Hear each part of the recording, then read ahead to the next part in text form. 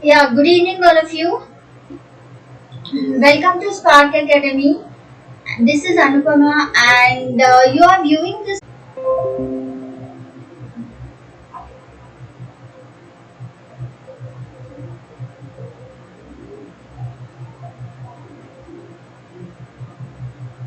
Spark Academy. This is Anupama, and you are viewing this.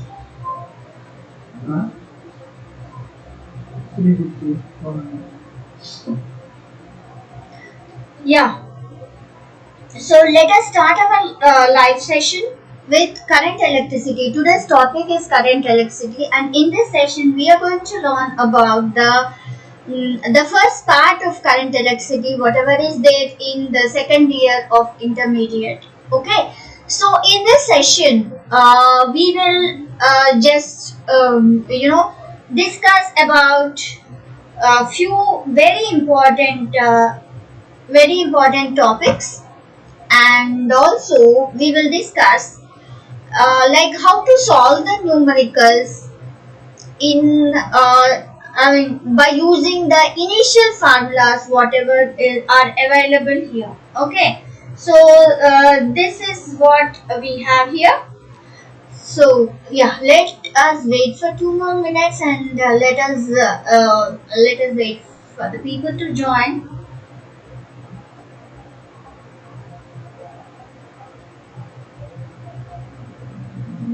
Hope they all will join us.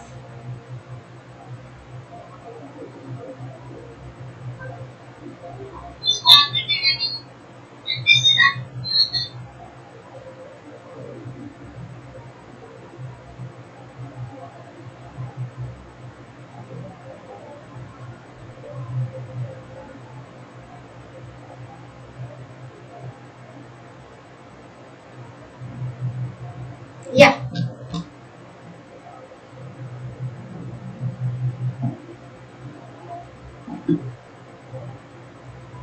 Okay. So, as I told you, in this session we are going to learn about the starting points of electricity, and in our next session we will start with different parts. Like initially we will start um with the definitions and the formulas which are required for us. So here we have like as I told you, you are viewing this page through the Spark Academy. Okay, so yes, and the weightage of current electricity, you all know it is very important topic, EAMCET point of view, and even NEET point of view also. So yeah, in EAMCET point of view, this is last year EAMCET paper. If you can see, we have 8% of the questions from the current electricity topic only. Okay, so as I told you, this is from Spark Academy. So the install in the Play Store, just type Spark Academy, install the app, and then you can view all these things. The page appears like this. We have free handwritten notes, free study materials, and the previous year question papers, yeah, and free mock tests too. Okay, right?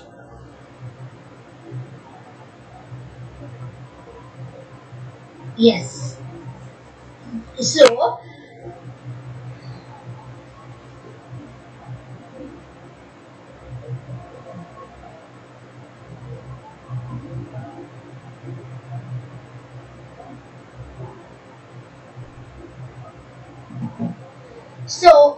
before we go and study more about the electric current, we have to learn actually about the charge. You all know there are two types of charges. One is the positive charge, and the other one is the negative charge, right? So this is, charge is represented by Q, and the unit of charge is coulomb. Okay, so the flow of these charges from one place to another place is called as electric current, right? Every body, usually in electrostatics, the number of charges will be present on the surface of the body. But here we are discussing about the current electricity, and in this the number of charges will be flowing from one place to another place in a particular material. As you all know that not all materials allow the electricity to pass through, isn't it? Those materials which allow the electricity to pass through are the conductors, and the example of these conductors are almost all the metals are good conductors of electricity. But comparatively, copper and silver are very good conductors of electricity, but due to the expensive, and as silver is very expensive, we use copper for conduction of electricity, for electrical wires and all that. Okay, so this is about electric current. Electric current I is equals to flow of charges, rate of flow of charges.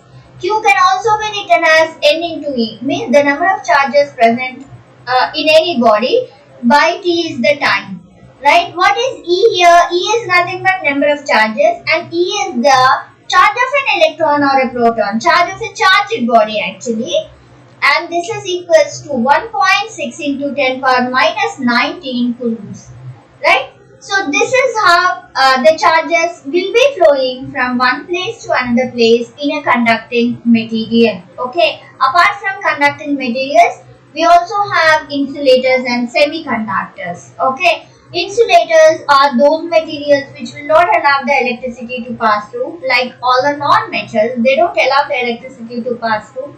And semiconductors are those which allow the electricity to pass through at the higher temperatures, where at lower temperatures they act as perfect insulators. Okay, means they don't allow the electricity to pass through. Like we have examples of semiconductors like silicon, germanium, phosphorus, all these are examples of semiconductors, right?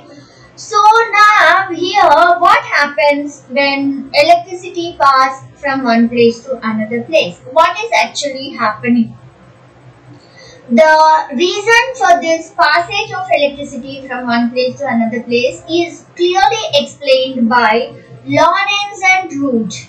Okay, according to Lorentz and Root theory, Lorentz and Root theory clearly explains how the current is flowing. How a copper wire is able to conduct the electricity or pass the electricity from one place to another place when it is connected to a battery or any external device, right?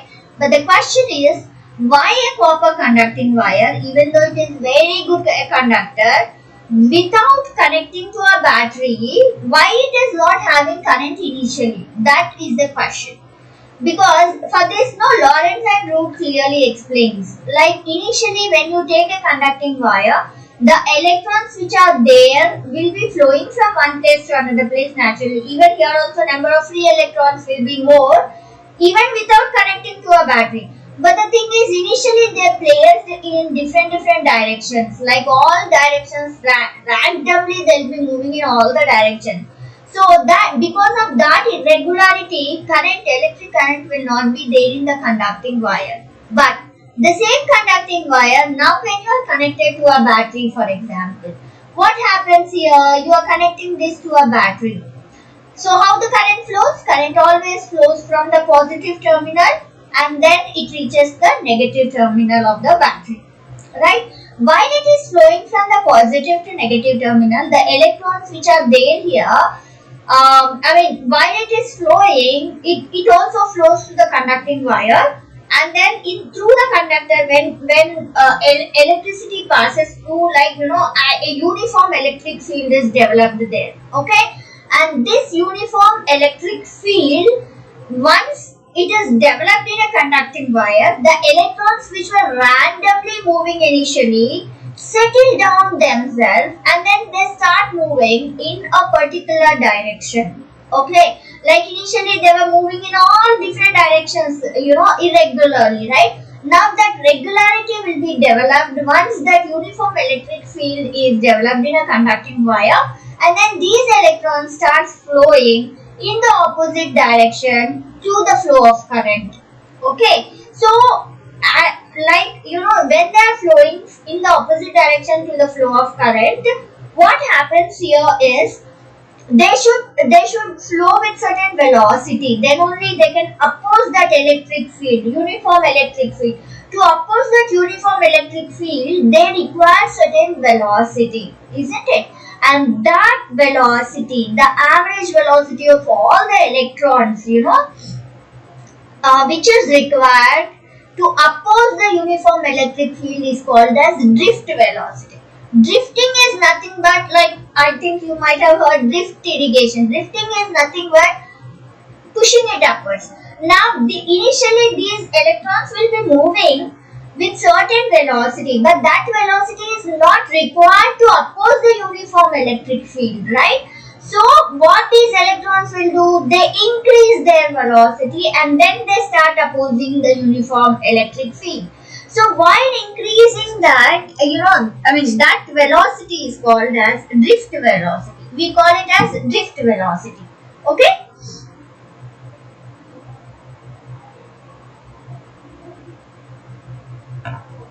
Okay. Right. Fine.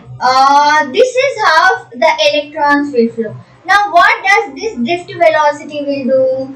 This drift velocity will, usually this drift velocity depends upon the current flow. The more current flow, the more,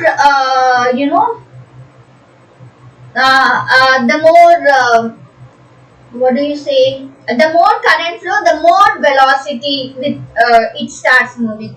Yeah, Hasini is asking the weightage of this chapter. I already wrote in the first slide, I suppose. Almost it will be 8%, 8 to 10% of the weightage, Hasini. Okay, good evening, Hasini. Yeah, okay. So this is about drift velocity. Now, if you have to give the formula for drift velocity, this will be Vd is equals to I by NEA. What is N here? The number of charges which are flowing through the conducting wire. Okay. And E is the charge of an electron. I told you 1.6 into 10 power minus 19 coulombs. And A is the area of cross section of this conductor. Right? So this is how the drift velocity is. Now, I can write a formula here for current. If you bring all these this side, I get VD VD is drift velocity. Okay, NEA. Now, Now here, if you take the formula, if you examine the formula, N is number of charges present in the conductor, which is a constant. Okay, you can't change it. E value is also a constant, that also you can't change, that is 1.6 into 10 power minus 19. You can't change even that also. And then area of cross section of the conductor also you can't change, isn't it? Immediately, like you can't pull it or push it, something you can't do that, right? So area also you can't change. But on what factor I depends? I and V are interrelated to each other. Okay, I increases, V increases, and vice versa. That's what I told you. On what factor I depends? I depends on velocity, drift velocity.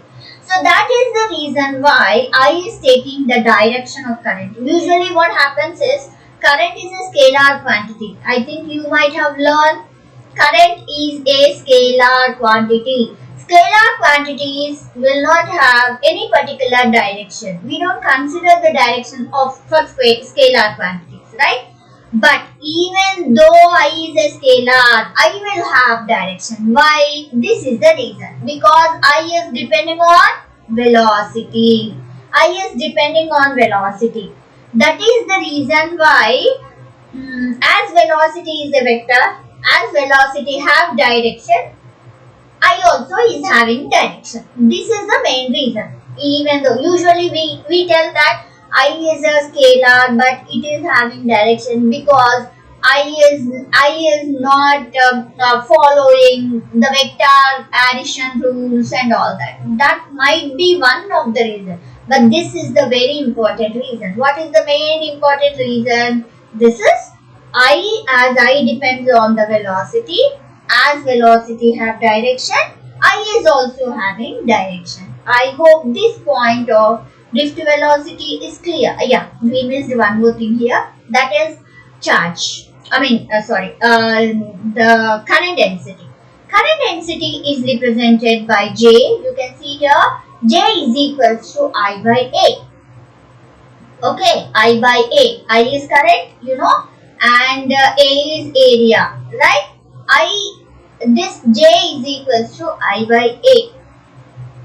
Okay, and if any current, the flow of current and the area of cross section, it makes an angle with A, then we get J is equals to I by A cos theta. Okay, or you can write I in terms of current density as I is equals to this A cos theta comes this side, it will become J cos theta. And this cos theta, when it comes in between two vectors, that will be a dot product, isn't it? So it is J bar dot A bar. Usually A is also not a scalar. Area is a vector. A is not a vector. Area is also a scalar. But here we consider vector because small areas always considered as vectors. Like if I take any body, okay, area of this body becomes a scalar. But if I choose any particular area, surface area, on this total bigger one, then this becomes the smaller area, and this smaller area is pointing one direction here, isn't it? That is the reason why this area becomes a vector. See, so many logics are there here, right? So now what is I here? I is J bar. J anyways is a vector dot A bar, or as it is the dot product, we will get JA cos theta, right? So this is about the current density in terms of the angle, right? Apart from that, we can also write the velocity and time. You all know the relation between velocity, acceleration and time, isn't it? What is that? Velocity is equals to acceleration into time. Like from V is equals to U plus AT only if you take U consider to be initial velocity as 0, then you get V is equals to A into T. Isn't it? What is A formula? A is F by M. Okay, from previous chapters, we got F is equals to Q into E. F is equals to Q into E. From electrostatics, we will get F is equals to Q into E as the formula. Electrostatic force. Right? Yeah, Hasini. By M. Okay? So Q by M. Now if you put this A in place of A, you get this formula. And we also have drift velocity formula, this. Equate. Both are velocities only, no? Equate. You get I formula as I is equals to NE square AT by M. Here N is number of charges present. E, capital E indicates the electric field intensity. Small e indicates the charge of an electron. Capital A indicates the area. T is time and M is mass. Right? And we also have for potential from Ohm's law.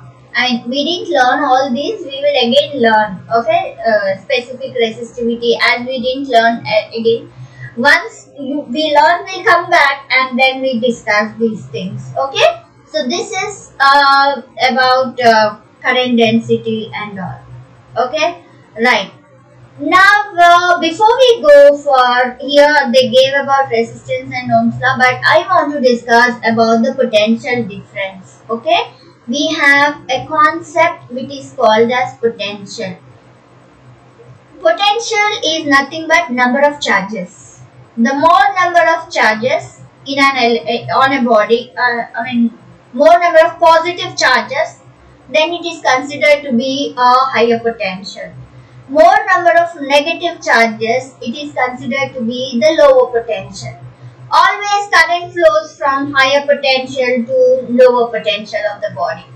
Means like how heat always flows from hot body to cold body. In the same way, the current also flows from higher potential to lower potential, like this.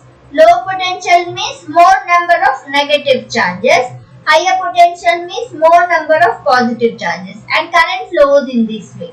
Electrons flow in the opposite direction. That's what I said, isn't it? Hasini. Electron flows in the opposite direction. But here, in other words, we can also define potential as work done to bring the charge from infinity to a point in the electric field. Meaning, there is a charge, right? And around the charge, what do you call this particular area is, this is electric field. That's what I am telling Hasini. Potential means number of charges. That's it. But here we can define even in this way also. Okay? That means if you take a charge and if you take an area which is around, what do you call this space as? Electric field. The space around the charged body is electric field. Now, to work done to bring the charge, okay, you need positive charge from infinity. Infinity means it's not so far, okay. Infinity meaning it is not in that field. I mean, in this space it is not there. Then if any other space it is there, nearby space, that is considered to be infinity for this charge, okay. Work done to bring the charge from infinity to a point in the electric field is called as electric potential. V is equals to W by Q. What is W here? W is work done, right? Work done by Q is charge, right? What is the unit of work done? Joule. By charge is Coulomb. Joule by Coulomb is equals to volt. Volt is the unit of potential. Okay, so you can define in two ways. One is potential is number of charges. Current always flows from higher potential to lower potential. Higher potential is more number of positive charges. Lower potential is more number of negative charges. Okay, yeah, joules. Work done is joules. Yes. So this is volt. Okay, right? I think you got it. Now, we have learned about current. We have learned about current. We have also learned about potential. Now, let us relate this current and potential. According to Ohm's law, I mean the scientist with the name Ohm, he gave a law which is called as Ohm's law. According to Ohm's law, the potential at the ends of the conductor is directly proportional to the current at constant temperature.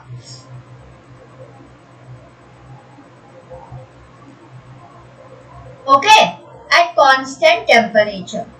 Means V is directly proportional to I. Now, if you take out the proportionality, you get a constant which is represented by R. What is R here? R is called as resistance. R is called as resistance. V is equals to IR. And this is applicable only when the temperature is constant. Okay, this is possible only when the temperature is constant. At constant temperature, if V is proportional to I, then that is called as Ohm's law. Okay, R is the resistance. From this formula, I can give a formula for R. R is equals to V by I. Okay, What is V here? V is volt. Units I am writing. V is potential. Anyway, you know that. By I is current. Unit of current is what? Ampere. Volt by ampere is called as ohm. The unit of resistance is ohm, which is represented like this. Okay. So what is this R actually? Anyways, R is a constant. Here we got R is a constant, isn't it? But how can you define R? R can be defined as opposition for the flow of current.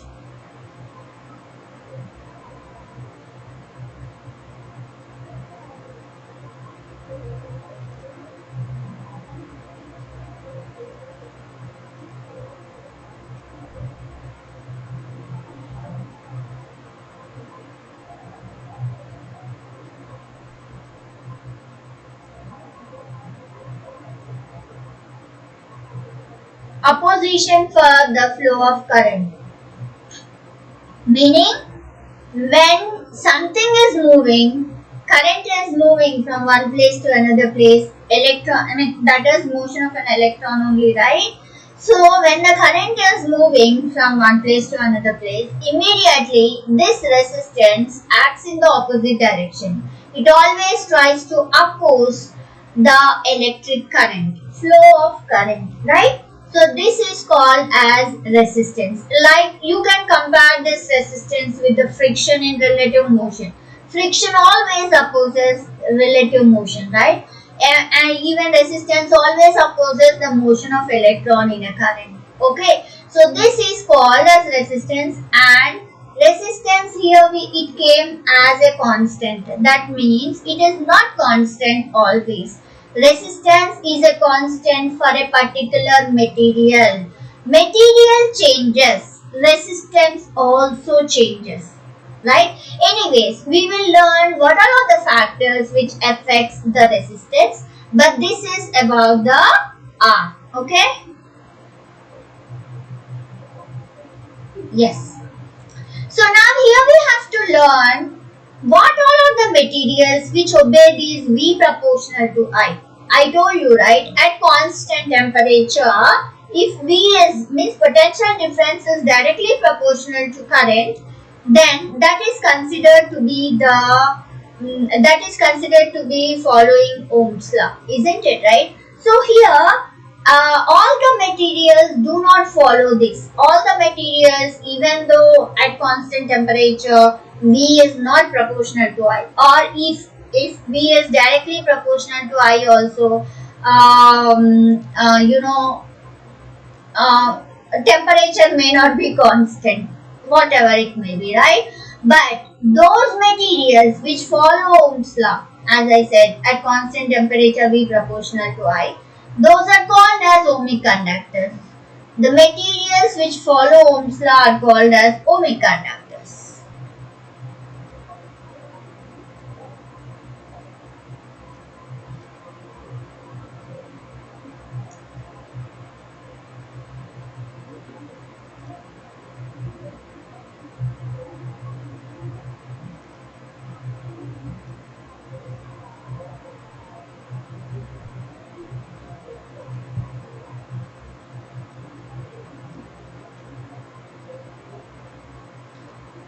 The materials which follow Ohm's law are called as ohmic conductors, right? If you plot a graph in between V and I, then you get a graph like this. A straight line passing through the origin indicates that V is proportional to I at constant temperature, right? Examples of these are metals. Metals follows Ohm's law, right? And the materials which do not follow Ohm's law, or you can say the conductors which do not follow Ohm's law,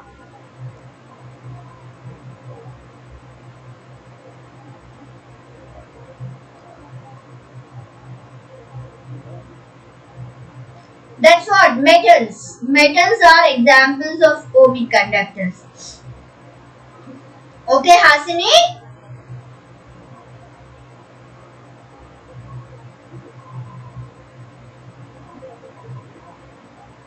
Yeah. So Where we are, yeah. The conductors which do not follow Ohm's law are non-ohmic conductors.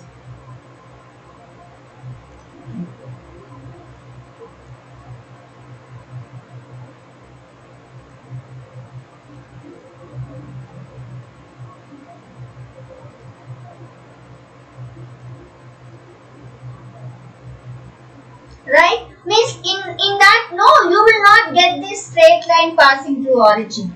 The curve will be little curved. I mean, the graph will be little curved. Okay? So these are the ohmic and non-ohmic conductors. Like here we have, the ohmic conductors are metals. Here you can see. Isn't it, right? Hasini, you were asking, isn't it? And non-ohmic conductors, you can see the examples of the semiconductor devices. All are non-ohmic conductors. And the graph is non-linear, means it's not straight like this. Okay, so these are about the ohmic and non-ohmic conductors. Okay, and as I told you, on what factors, like as I told you, R is a constant. During that formula we got, but R is not always constant. It depends on the material, nature of the material. Material changes, R value changes, right? It depends on the shape, like length and area. Length changes, R value changes. Even though material is same, right? Area changes, area meaning the thickness, the cross section of the wire. Area changes, R value changes. Okay. And temperature changes, R value changes. All these are factors which affects the resistance. Okay, so in this factors which are affecting the resistance, there are more to learn actually. Each and every bit of the session, every bit of resistance depending upon the, like how, even though length, I said R depends on the length, but it's not only length. Like in what way if you change length, how R changes? Like dimensions are very very important. And it affects the value of R. Okay, so that anyways we will continue that, but before that we have a few problems which are related to this. Like the important methods and tricks are only the formulas you have to remember. Like the important formulas I'll just write here. Q is equals to N into E we have learned. Right, I need not tell you what is Q, what is N and all. I is equals to Q by T. I is equals to NE by T also you can you have learned now, isn't it? And then we have learned drift velocity too, I by NEA. And you have learned current density, J is equals to I by A, right? And you have also learned the velocity, drift velocity in terms of acceleration, that is QE by M into T, isn't it? And then anything else? V is equals to W by Q also I said. Here V is velocity, here V is volt, potential difference. Okay, and then V is equals to IR. This is very important, Ohm's law, or R is equals to V by I. Apart from this, we will get more formulas for that we will anyways continue. These are the very important formulas what we have learned till now in this session. By using these formulas, now we are going to do few problems, and more factors affecting distance will continue in part 2 of electricity. Okay, right. So yeah, coming back to the Spark Academy, we were discussing the starting of this session. What does Spark Academy have? Long-term courses, short-term courses, crash courses, full-length tests, study materials, previous year question papers. Right? This is what Spark Academy is offering. Down there are phone numbers, you can just go to it. And then classroom offline and online both are there. Short-term crash course, offline courses are there, long-term, short-term coaching, and the timings they have given here. Regular coaching is also there. Yeah, and online coaching we have NEET 2022 target, and then JEE Mains 2022, and then EAMCET 2022. All three online courses are available. Yes, these are the live. Even though if you miss one class, you can just go to the uh, go to the store, go to the app, and then you can see what all are there, and then you can just even if you miss one class, so whenever you get time, you can just open and then you can see the videos available. So this is how the Spark Academy app looks like, and we have I mean we have this assignment sessions. We have test sessions. Assignments are homeworks. Online posting will be there. Test also online you can attempt, and test details like the marks, average marks, and all that. Right? So what does how it goes? Usually we start teaching with the basic concepts, shortcut methods, model questions, exercise questions, previous year questions, chapter-wise tests, weekend tests, brand tests, and test analysis. This is how the teaching process goes. Okay? Right.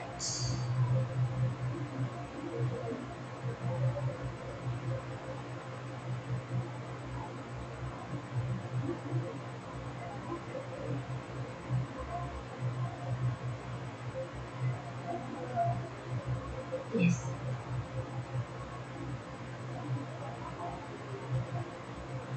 Sorry.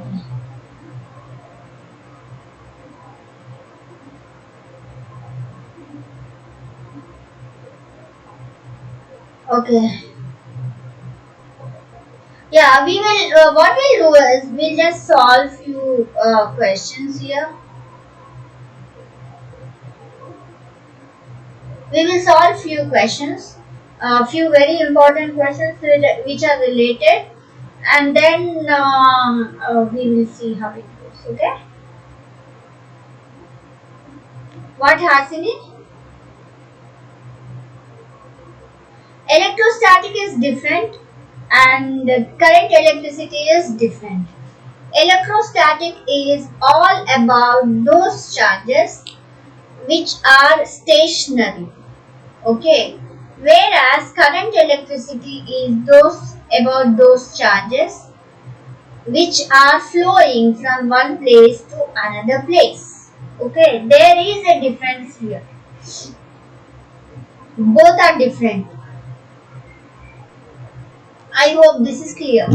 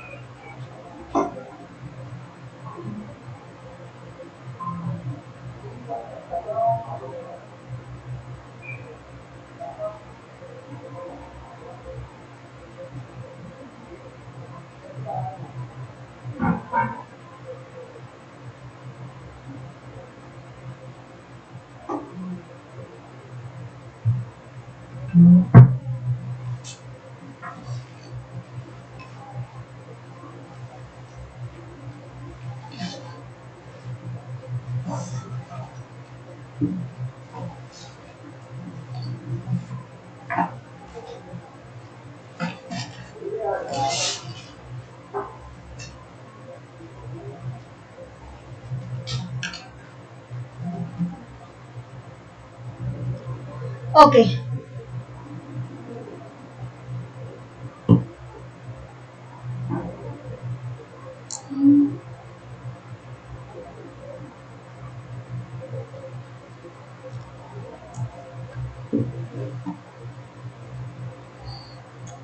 Yeah. So as I was telling, like how to find out the resistance and the drift velocity. Just a minute.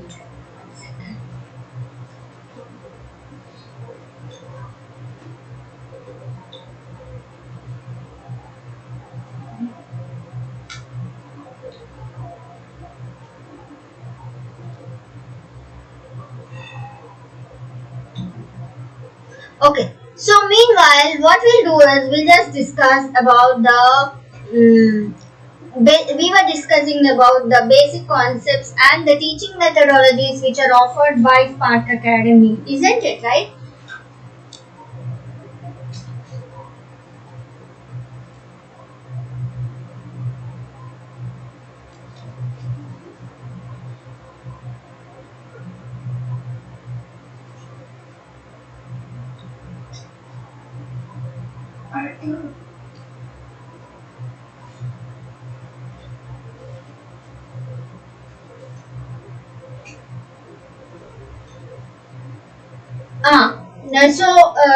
We will discuss the problems which are related to this resistance and all, and the problems which are linked to the charges, drift velocity. As I told you, resistance depends upon factors affecting resistance, isn't it, right? The problems we'll solve in the next session, but now we will discuss about the factors which are affecting the resistances here. Dimensions play a very important role, isn't it? So, on what factors does R depend? R depends upon the nature of the material.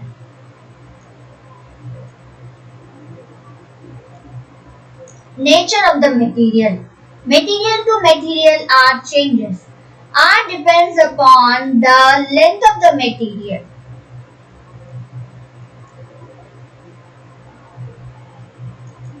Length of the material means R is directly proportional to length of the conductor.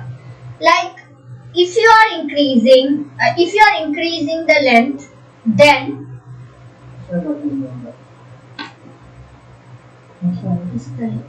if you are increasing the length, then distance also increases. Right? R is directly proportional to length of the conductor. That means R1 by R2 can be written as L1 by L2 when you are comparing two resistances or two lengths. Okay? And next thing is R is inversely proportional to the area of the conductor. That means thickness. Okay? That is R proportional to 1 by A. Inversely proportional, isn't it? R1 by R2 is equals to A2 by A1. As I told you, that is the thickness, right? So, area of cross section of the wire can also be given as pi r square. So, pi r is, small r is radius of the conductor. So, we can write here that pi r2 square by pi r1 square. If they give radius in the problem, then you have to use this formula. So it will be R1 by R2 is equals to R2 by R1. This R2 by R1, small R2 by R1 whole square is nothing but radius. Bigger R is the resistance, right? So this is about this radius resistance.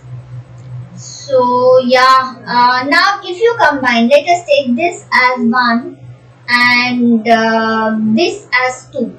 Combining 1 and 2, you get R proportional to L by A. That is, R is equals to rho L by A. Take out the proportionality, you get R is equals to rho L by A. What is rho here? Rho is also a constant which is represented by, which is called as resistivity. Resistivity. Okay, or we can also call this as specific resistance. Specific resistance, right? Rho, what are the units of rho? Rho is equals to, this A comes this side, it will be R into A by L. The unit of R is ohm into, unit of area is meter square, by unit of length is meter. Meter gets cancels and this will be ohm meter. Okay? So this is about the resistivity. What is the difference between resistance and resistivity? Resistance depends upon the dimensions, isn't it? But resistivity doesn't depend upon the dimension. It is independent of the dimensions. For example, you are taking a wire, you are pulling the wire, okay? It means you are trying to increase the wire. Length obviously increases and area decreases, means thickness of the wire decreases. But what happens to this resistance? Resistance naturally changes because resistance depends upon the length and the area. But what happens to resistivity here? Resistivity doesn't change. Even though length changes, even though area changes, resistivity doesn't change. Resistivity is independent of the material, independent of the dimensions. That is the reason why we call it as specific resistance. Means it depends only on the specific qualities. It depends only on the specific physical quantities. It doesn't depend upon all, unlike resistance. Resistance depends on all, but resistivity depends only on the specific quantities. Okay? So this is about the resistivity. Resistivity is nothing but ohm meter. The unit of resistivity is ohm meter. Okay? Now what we will do is, we will take the inverse of resistance and resistivity. Inverse in the sense like reciprocal of R. What happens? Like if you take 1 by R, this is called as conductance, which is represented by C. Conductance. Conductance is the reciprocal of R, whereas 1 by rho is nothing. Reciprocal of resistivity is conductivity. Conductivity. This is conductance, this is conductivity.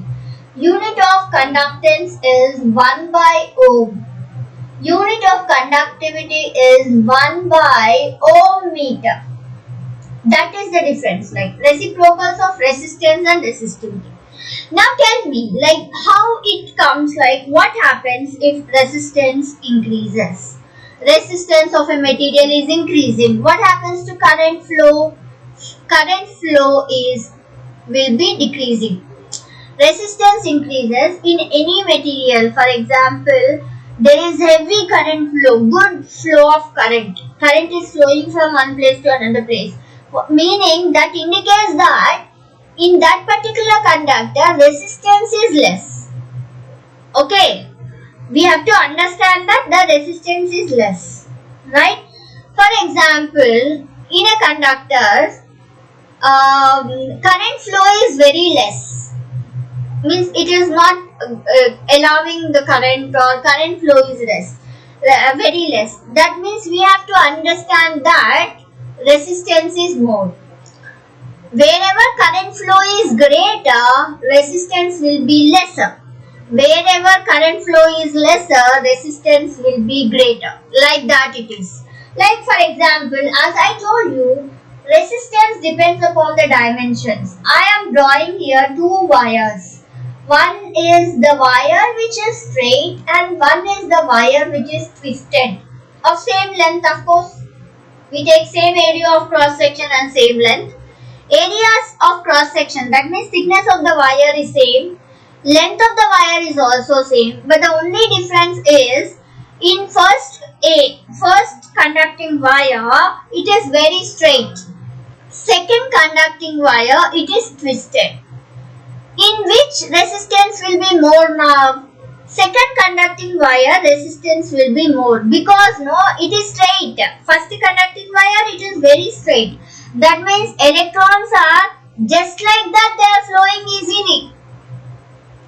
Second conducting wire, it is twisted. Electrons cannot flow that easily, isn't it? Like here, electrons will flow easily. So current will be greater. Here what happens? Electrons cannot flow that easily. It will stuck here.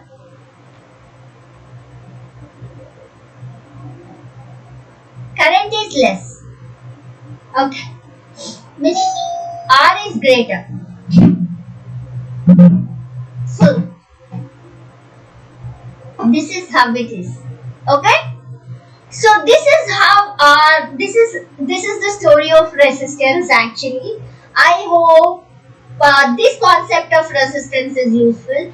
We will learn more about resistance. How can we arrange them? Okay, we continue this in the next session. I hope this session is very much useful for you. We'll continue learning more about resistance in our next session. Thank you and have a great